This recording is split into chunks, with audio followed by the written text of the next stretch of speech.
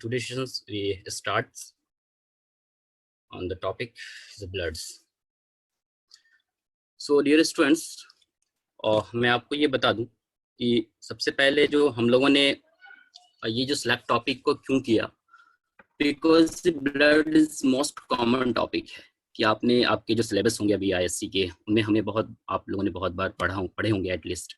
तो बेसिकली मैंने सोचा उस सिलेबस को रखे जो पहले से ही कुछ आप लोगों के बीच उन चीज़ की नॉलेज हो और बेसिकली फिर उस पर बात की जाए तो ज़्यादा बेटर होगी।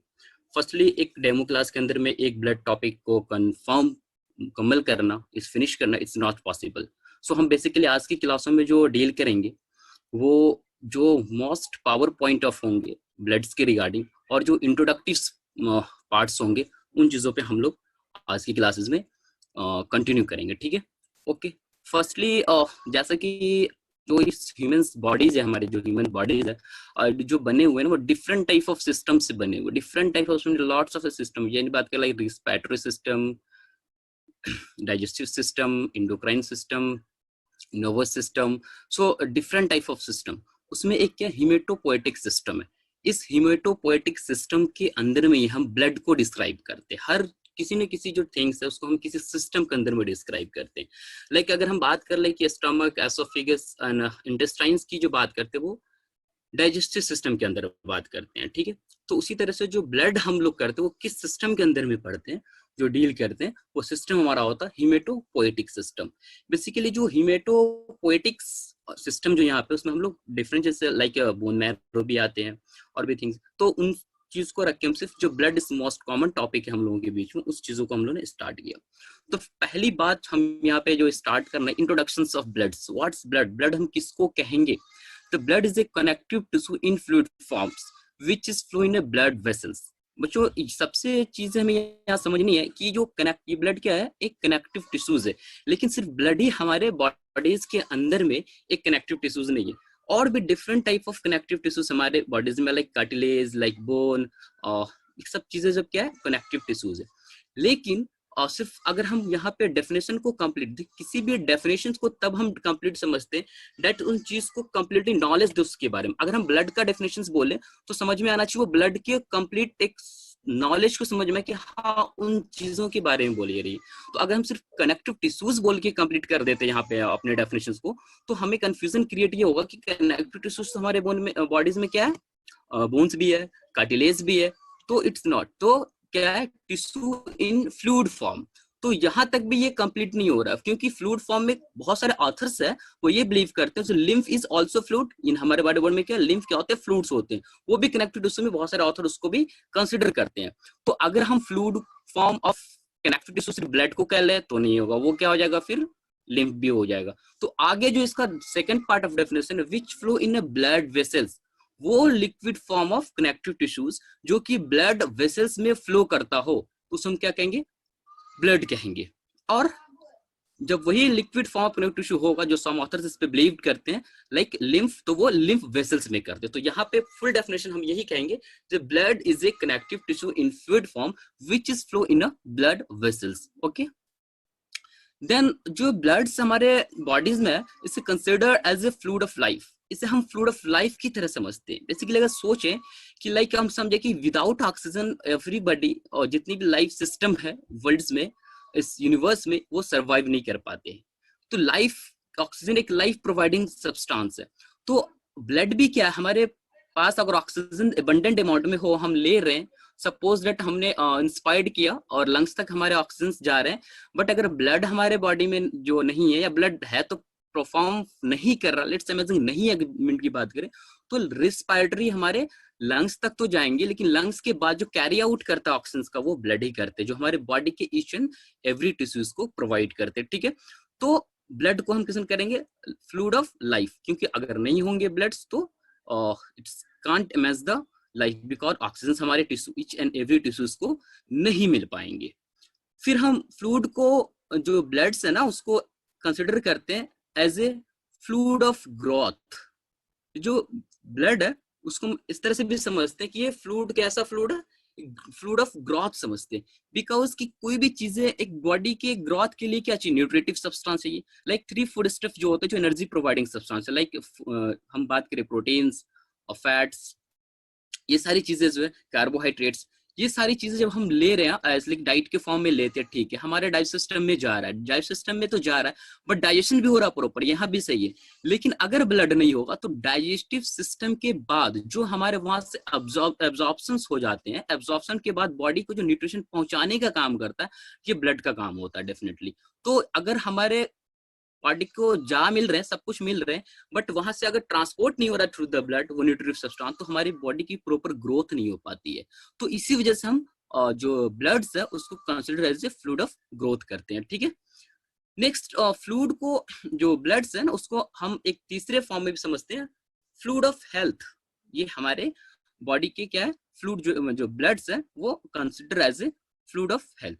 बिकॉज की हम बात करें यहाँ पे स्टूडेंट्स कि जो एवरी टाइम्स अभी हम बोल रहे हैं, लाइक आप सुन रहे हैं या कहीं भी, और एवरी टाइम जो हमारे इन्वायरमेंट में डिफरेंट टाइप ऑफ जो micro organism like bacteria, virus, fungi and disease, वो हमारे को क्या कर रहा है, एक्सपोज होते हैं हमारी बॉडी, लाइक इंस्पायरेशन के टाइम में, या फिर हम खाना खा रहे हैं, जो फूड ले रहे हैं उसके साथ अलॉन्ग विथ फूड्स उसके साथ है, या फिर जो हमारा स्किन है ये डायरेक्टली इन्वायरमेंट में कंटेक्ट हो रहा, तो लॉट्स ऑफ द टाइम हमें को क्या मिलता है, जो हम माइक्रो ऑर्गेनिज्म से एक्सपोज होते रहते हैं।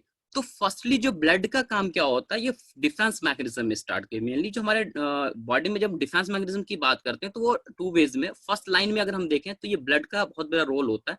आखिर कुछ पार्ट्स जो ब्लड के वो सेकेंड लाइन भी बनाते हैं, लेकिन हम यहाँ पे ये समझेंगे जो ब्लड के कुछ सेल्स जो होते हैं, जो हम लोग अभी देखेंगे, तो वो सेल क्या करते हैं, उस बैक्टीरिया और वायरस को डिस्ट्रॉय करते हैं, उसको खत्म करते हैं due to on this process like phagocytosis. तो उसको खत्म करके अपने को हेल्थ बनाता है। क्यों?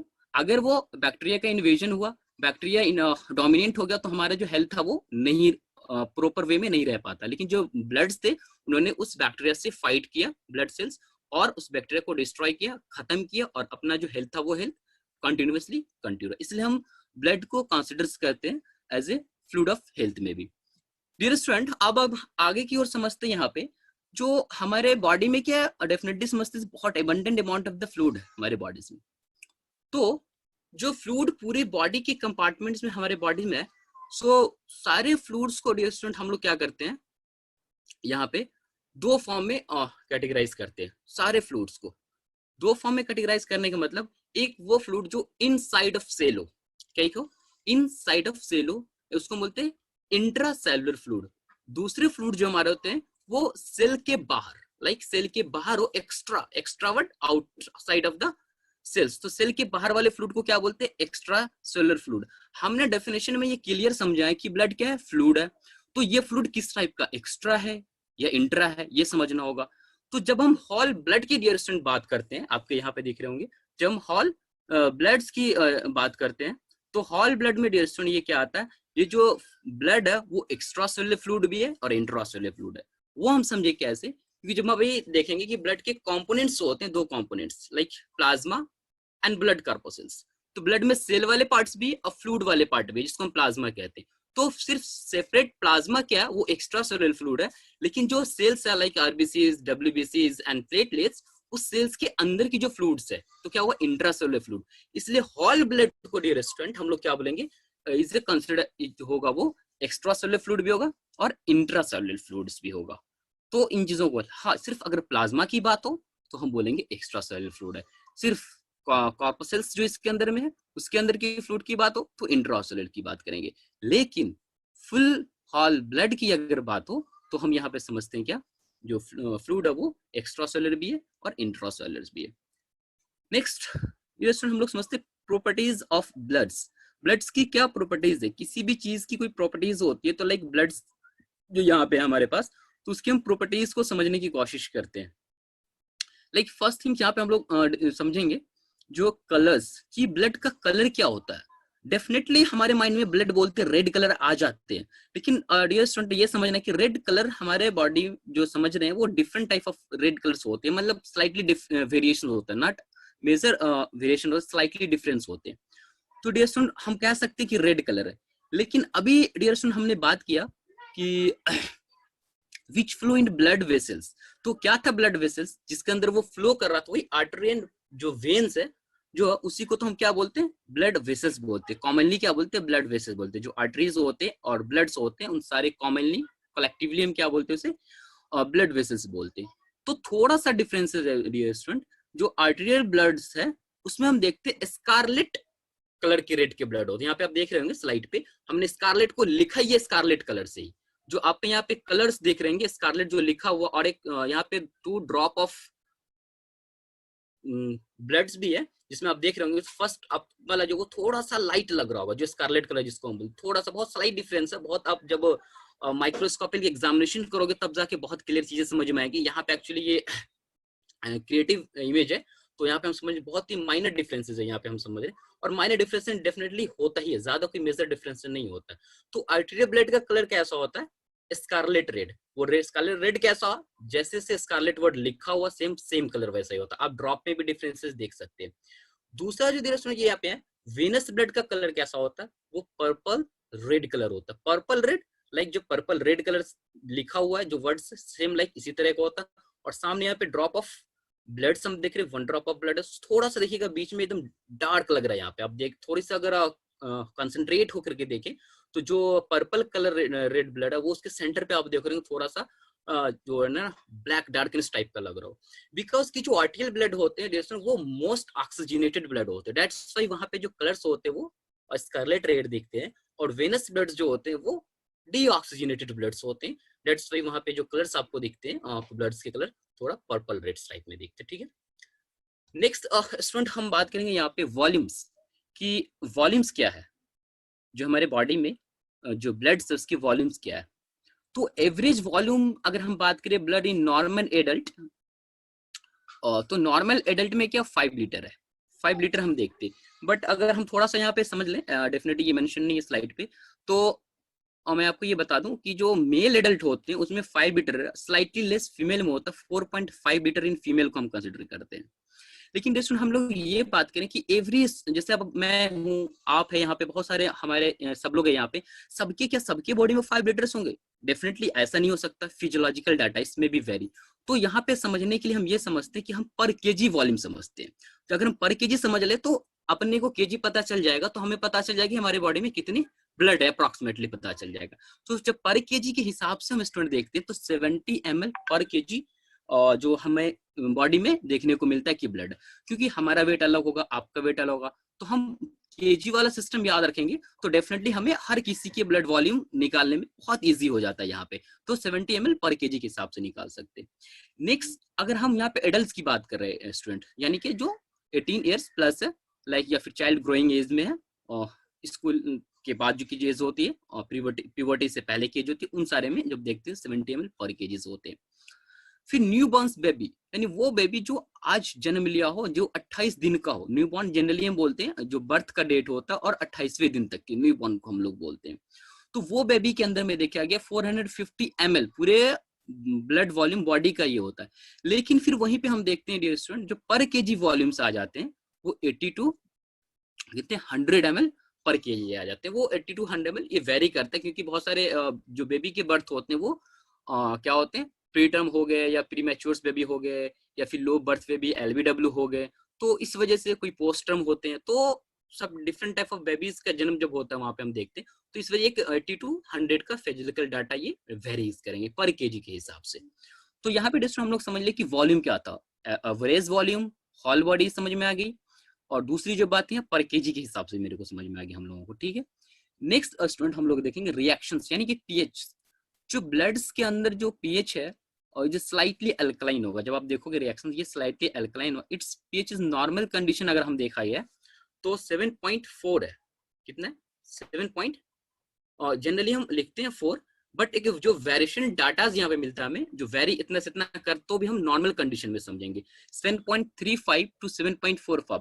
इसमें आपको याद रहे कि जो ब्लड की पीएच होती है वो बहुत ही नेसेसरी होता है कि वो मेंटेन रहे, बिकॉज ये जो डाटाज आपको दिख रहे हैं यहाँ पे हमें पॉइंट्स में वर्क करना होता है। जब आप हॉस्पिटल्स वगैरह में जाओगे, जब एबीजीज वगैरह आप देखोगे, जो ब्लड के अंदर गैस एनालिसिस रिएक्शन आपको निकालने होंगे, तो वहां पे आप देखोगे स्लाइटली वेरिएशन की वजह से पेशेंट के अंदर बहुत डिफरेंट टाइप ऑफ सिम्टम्स आने लगते हैं। अगर थोड़ा सा एसिडिक्स हो जाए, एसिडिटी बढ़ जाए ब्लड के अंदर, तो सिम्टम्स मिलने का, यानी कि 1 पॉइंट अगर बढ़ रहा 2 पॉइंट, तो मतलब ये लिथल हो सकता है patient, it may be lead to death कर सकते। तो पीएच की जो वैल्यूज है ब्लड के अंदर भी नॉर्मल रेंज है, इट्स कंपलसरी होती है कि हमें इसकी जो नॉर्मल रेंज है ये नॉर्मल रेंज में मेंटेन रहे।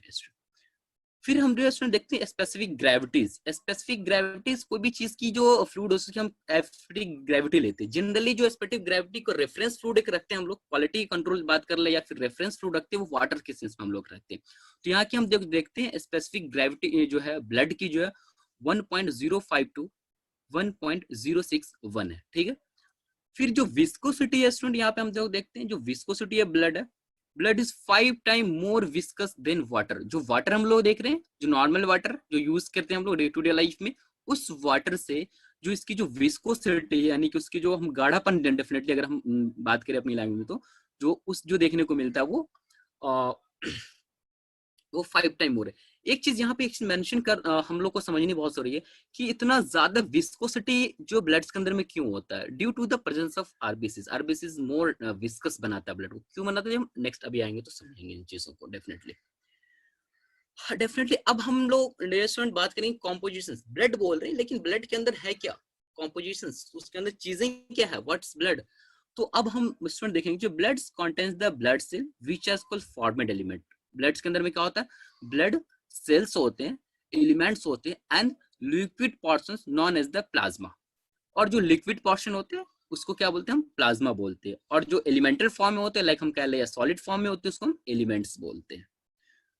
तो स्टूडेंट यहाँ पे हम देखेंगे जो ब्लड जो बने हुए होते हैं ना, वो फुल रिच प्रोटीनस सब्सटेंस होता है। जिसको हम प्लाज्मा जो बोल रहे हैं वो क्या होता है, फुल रिच प्रोटीनस सब्सटेंस होता है। लाइक उसमें जो प्रोटीन होता है like albumin, globulin, fibrinogen and different type of also different varieties of also plasma proteins available in blood plasma. लेकिन major type of plasma is albumin, globulin and fibrinogens. Okay, so तो हम ये imagine करें थोड़ी सी देर के लिए कि एक कोई फ्लूइड है जिसके अंदर प्रोटीन सब्सटेंस ज्यादा है, जिसमें जो प्रोटीन क्या होगा, एल्बुमिन, ग्लोबुलिन, फाइब्रिनोजेन, ये सारे फ्लूइड है।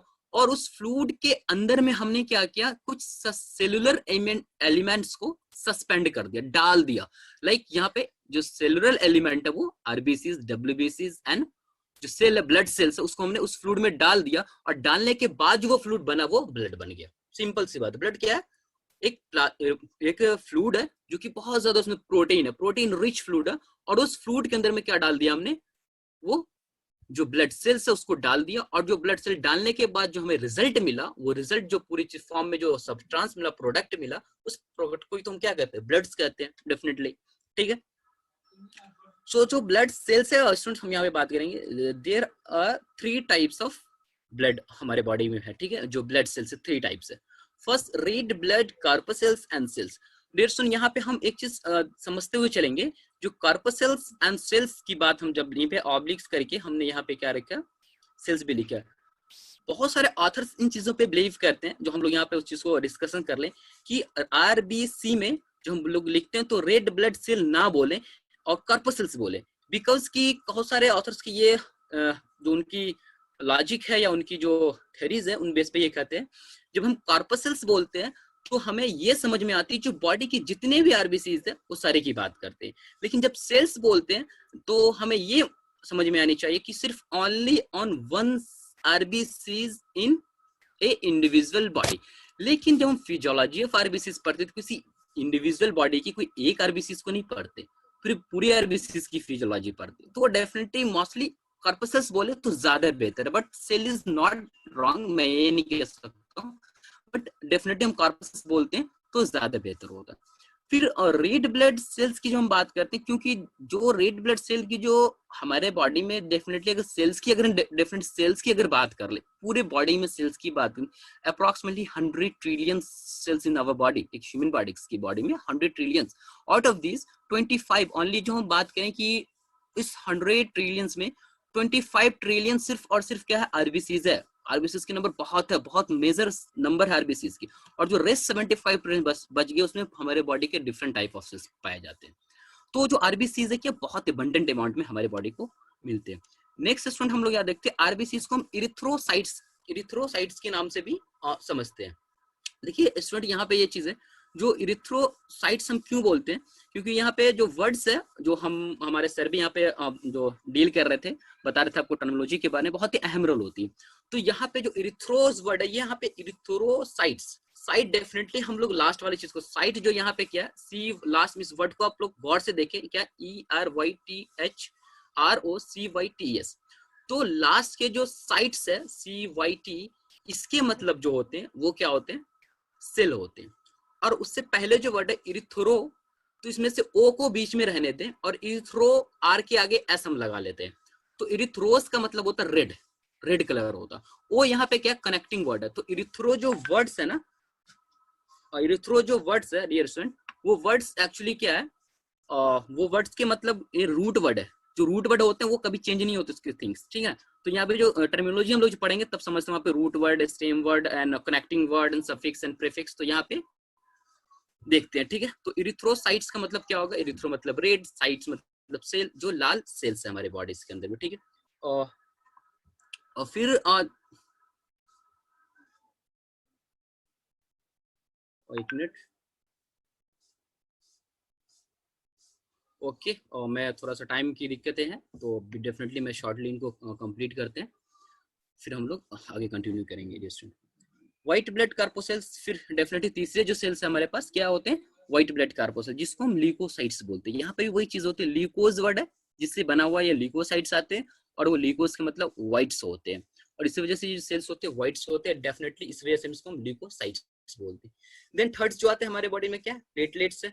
प्लेटलेट्स को हम लोग फिर क्या बोलते हैं उसको, डेफिनेटली दूसरा नाम का थ्रोम्बोसाइट्स है, क्योंकि जब हमारे फंक्शन ऑफ प्लेटलेट समझते हैं, वहाँ पे जब क्लॉटिंग मैकेनिज्म समझते हैं, तो वहाँ पे क्या होता है कि थ्रोम्बस का फॉर्मेशन होता है, लाइक प्लग का फॉर्मेशन, ये प्लेटलेट का बहुत बड़ा रोल्स होता है, वहाँ मेजर रोल्स होते हैं, that's why it's name is thrombocyte. तो डेफिनेटली हम ब्लड के बारे में बहुत ही ब्रीफ छोटी सी बातें हमने किया, और डेफिनेटली ब्लड्स के बारे में कंटिन्यू लेक्चर किया जाए तो 24 आवर कंटिन्यू भी कम पड़ जाएगा एटलीस्ट। तो डेफिनेटली आप लोगों के से मैं ये कहूंगा कि up to now any questions, any doubts, please ask me.